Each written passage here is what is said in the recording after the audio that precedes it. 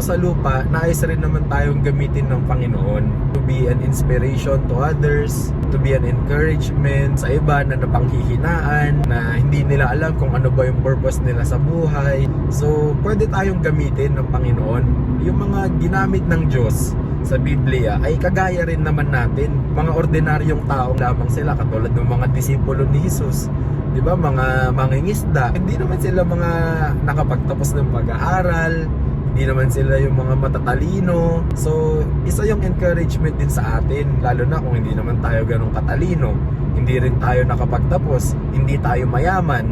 Ibig sabihin ba nun, wala na tayong pakinabang? Hindi po. Kaya nga sila yung mga pinili ng Panginoong Hesus. Bukod sa sila ay mga masunurin, mga tapat, at talagang faithful, ay nandun yung kababaan sa kanilang estado sa buhay para maging example sila sa atin na hindi rin naman mga nakakaangat sa buhay.